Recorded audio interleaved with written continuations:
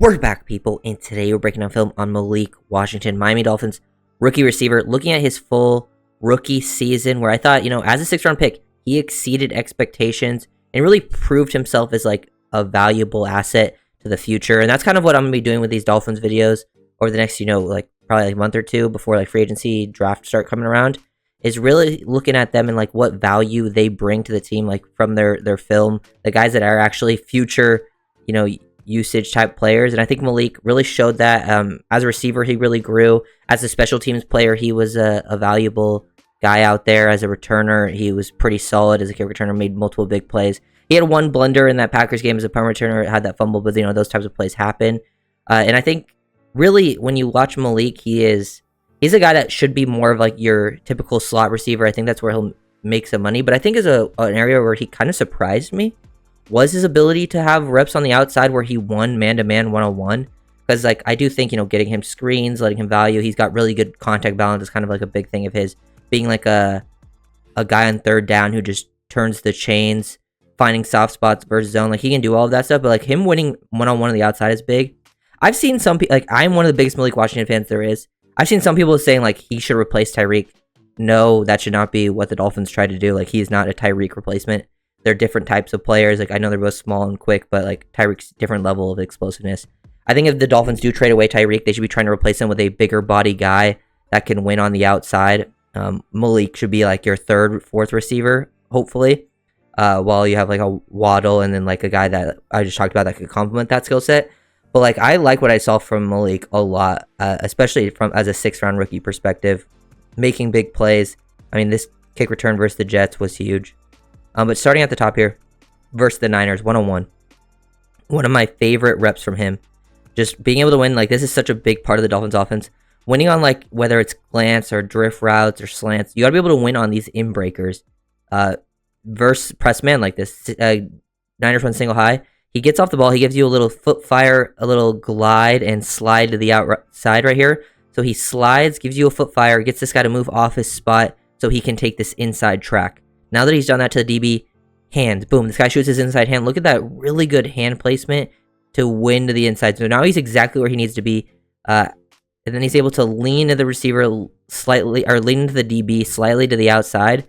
And then, boom, be exactly where you need to be. Break to the inside. This is another huge part of the game for young rookie receivers and it's always can be hard to evaluate, is are they in the exact right spot? And for Tua to throw this, like, this is a good way to tell us because Tua's throwing with anticipation. And Malik and him are on the exact same page. And he makes a catch. And the ball's slightly behind him, too. So making a nice catch from when the ball's behind him. And create enough separation for that to happen. Like, this is a really good rep for a guy that is more of a slot receiver. To be able to do that on the outside. Versus press man. Versus, not a bad player as well. Like, that's really, really nice to see. One of my favorite reps in Washington all year. And then he's just a guy that you can use downhill. Here he's a check down option. You lead him. He makes some nice catches. He's got good hands. Sometimes smaller body receivers don't have the strongest hands, limited catch radius. So a guy that can make catches. And he's also had I think he had like a 42.5-inch vert. So, like, if you throw some balls to him where he has to go up and get it, like, he has that ability if needed. Didn't really get that chance his rookie season. Didn't really, it's not really his skill set. But if that ever does come up down the line, like, that's there as well. But, like, look at this time. Like, it's some he had some man-to-man routes where, like, he just didn't get the ball. Like, here, one-on-one on the outside versus some off-man. Didn't get the ball because Tua had to escape the pocket to the left and Malik's on the right here. But, like, look at this route versus Derek Stingley, all-pro player. Look at him stem this to the outside. Once he stems this to the outside, he's gliding to slow play it. You kind of lull the DB to sleep. You get him to open up his hips. Now he's opened up his hips. Look at him. Look at the hip sync to, like, really accelerate upfield, change directions on him. Get this guy to open, and then look at him just boom, break off to the inside. Like, if this was a play where, like, Tua could have sat in the pocket, delivered with timing, like, Malik was open. Like, he was really the open route. Tyreek potentially could have been open too, but, like, damn, that was a good route versus a very good corner in this league. And then here's stuff I really want to see more stuff the Dolphins would use. The out and up. They like to run, stick with their slot receivers where they just run quick outs. Malik had multiple catches like that.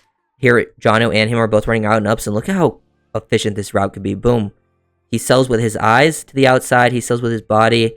He changes direction very quick, efficiently. Tua's getting pressured, so the ball can't come out here. Unfortunately, the Texans were getting very good pressure up front in this game. But these are just good routes when he gets, beating coverages where he's either in man-to-man or matched up. You can also just use him as screen threat. I feel like after Achan, I think Achan and Jonnu were your best screen threats.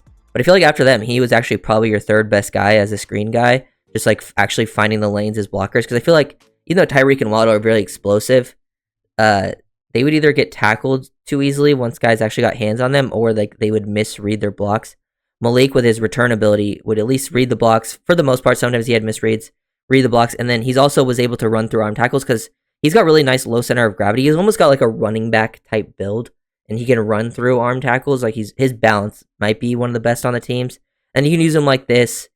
He's got overall good speed. Like he's not Tyreek or Waddle for sure. Like I believe he ran like mid 4.4s, something like that. And that like kind of I think matches up with the film. Like he's not a 4.3 guy or even 4.2. But good enough speed for his size to make an impact. And here he just gets to the end zone. I think that was his first career touchdown. So shout out Malik. Definitely deserved it. OC is nice to see 6-rounders flourishing. Like here's another example. Him getting basically off-man coverage. Niners go 0.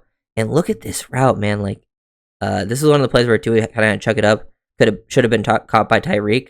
Like this is just another good route. Like I love the pace of it. Pace is a huge part of as playing wide receiver. I think Malik does a good job of working like a solid pace throughout his route. His route tempo, he either can mix it up, which can, it makes it harder for DBs to read, or he keeps his route tempo the same on a lot of routes. So like if you watch film, it's like, oh, his route tempo was the exact same on his in-breaker, but also on a quick out or even going vertical. And here he just, boom, love the hip sync, love the fluidity to change directions and break on that dig there. Doesn't get the ball, but there's some good routes here. Like here's an example of him working on the outside, running a similar route as Tyreek is running on the outside. Tyreek's just so explosive. The guy, he's able to win his route because the guy bails so far. But look at Malik running nuanced routes, just working into blind spots, breaking to the inside. So we get this off the ball here. Boom, hard release to the inside. Gets this DB to kind of move off his spot, looking like he's going to open up his hips and potentially continue to break across the middle. Because that's something the Dolphins like to do when these two receiver concepts is the inside guy will break across. So he sells that like he's going to do that. But then once he gets this guy to open up and commit his leverage to the inside, he bends it back to the outside, which gets this guy to flip you like, oh man, they do run some deep outs sometimes while selling the inside. Now he bills out of there, and now he's able to sink his hips, boom, change direction. If the ball was thrown on time to him, he also would have had a catch. Tyreek makes the play. But those are just examples of him winning one-on-one on the outside. It's not something I think you should like try to ask or rely on him to do all the time. But the fact that he's capable of it, I think it just adds some versatile ability to his skill set, especially in the Dolphins offense, because they do run a lot of two receiver sets. They like to run 21, 12 personnel. So if you are a receiver in this offense, you got to be able to play multiple different receiver spots. But also just getting him up in the slot as a slot receiver, beating nickel guys. Here he is man-to-man on a third down, making a valuable third down and long catch. Just wins to the inside. Ball's thrown low. He makes a tough catch low and away from him. Being able to make tough catches as a smaller receiver is so big to allow you to stay on the field, because that's a lot of smaller receivers' careers died because they couldn't make tough catches, because it requires the quarterback to always be so precise. You would have to be like super explosive to make up for that, like unreal levels of explosiveness. And then just here, screen, boom, break a tackle, change directions. He kind of gets blown up pretty quickly on him. Like he turns around and guys already in his face. Boom, he's able to make him miss very nicely. Then change directions, then instantly accelerate to get upfield and pick up that first down. Love his value that he can add to a screen game. Just picking up third downs, catch the ball, instantly get upfield, turn to a threat. That was just to convert like a third and short situation. Understands how to work off like rubs and picks and stuff like that. And they rely on that to go to him. And then just finding like soft spots down the field. Find the space, get him the ball.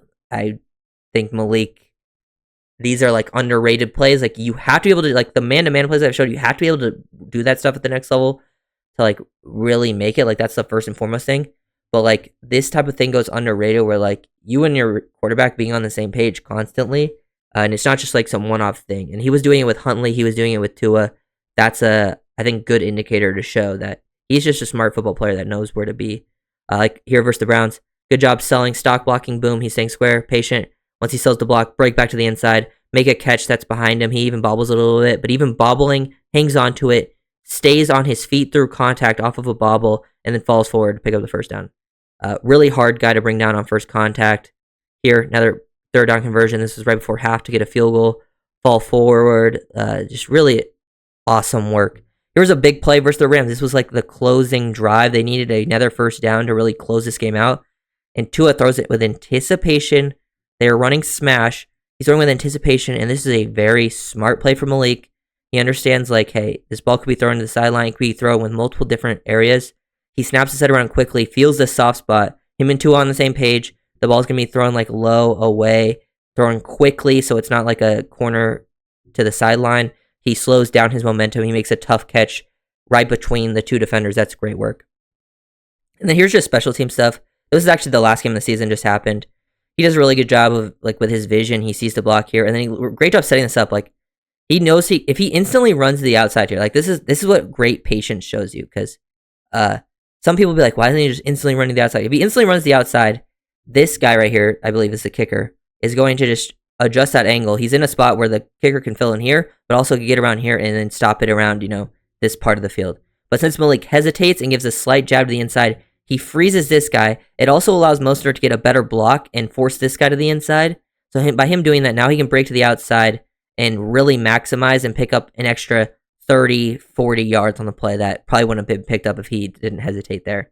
Here's another play. Making a guy miss, run through an arm tackle, boom, run over the kicker. And that was to put the Dolphins in a chance to tie the game before the game ended, and then they won in overtime, which obviously didn't end up mattering in the grand scheme of things, but that was a game they should have lost if the Dolphins, got a little more help and then won at the end. That would have been a game that would have been able to point to in the future, and that would have been on a huge part from Malik. So great job, I think, mostly as a rookie. He's exceeded expectations as we're looking for, and then as I think as a value, he's a guy that's going to be an impact player next season. He makes you feel a little bit better at the receivers, even if you lose Tyreek. He's not a Tyreek replacement. I think he should be the Tyreek replacement on the roster is really Waddle. Like, Waddle would play the Tyreek role, and then I think you should replace that role, not necessarily with a Malik type. It should be a bigger body guy that can, work within the offensive scheme, obviously, runs good routes, in-breaker type guy. But someone that can play as like a true X for you, and then Malik can be like your slot receiver. Jonnu can be like your big slot, while Malik is more of, the undersized, quick twitch type slot guy that's reliable as well. So I feel like if you get a bigger body receiver and a bigger body back, and then probably like a Y tight end and a bigger body receiver is more important than like a bigger body back. But I think if you fix, like, you kind of just need like one at each spot, like tight end, receiver, running back, but you don't need it. Like, it's not like they need to be spent like huge spent on each of those positions. But I think if you find like solid spot guys in those positions, the offense becomes a little more well balanced across the board. And I actually think that would mostly help them out. Especially, I mean, obviously you need O-line. That's like the biggest thing. But just talking about skill positions, they kind of need one more at each spot, I think, going into next season. And you don't need to spend like huge, draft capital on those spots, maybe on one of them. But overall, love what Malik brought to the team. If you guys really do, make sure to like, comment, and subscribe. It does give up.